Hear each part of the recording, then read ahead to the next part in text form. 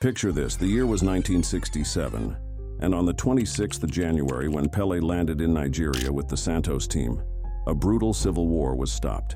This is the story. The year was 1967, and a brutal civil war had erupted in Nigeria between the federal government and the state of the Republic of Biafra, located along the country's southeastern coast. The Igbo people of Biafra felt that the northern-dominated federal government was no longer representing their aspirations, and so sought to secede. What followed were 3 years of violence and famine throughout Nigeria along ethnic and cultural lines. A country of more than 60 million people consisting of over 300 differing ethnic and cultural groups, finding common ground as a means of ending such atrocities was no easy task. That is, until Pele came into town.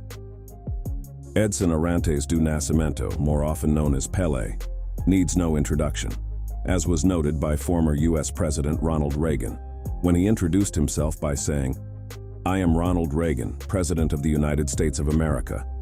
But you don't need to introduce yourself because everyone knows who Pele is.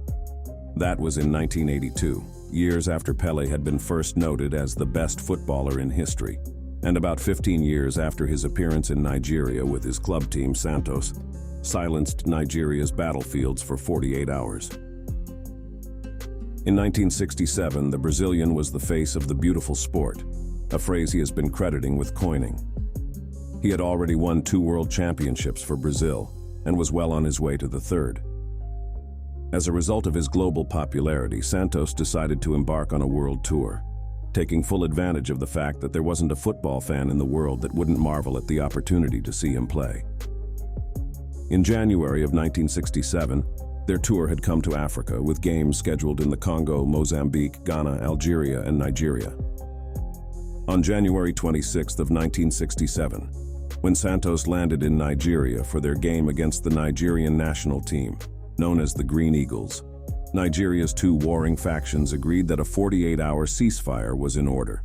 What's more, the people responsible for the safety of attendees were the military officers from both sides, lining up around the Lagos City Stadium, weapons in hand, side by side, with the aim of protecting all members of the crowd regardless of ethnic or political division.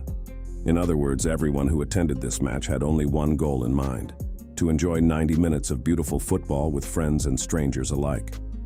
There was no violence in the stadium, no arrests, only football fans that had been brought together by a shared passion. And so it went.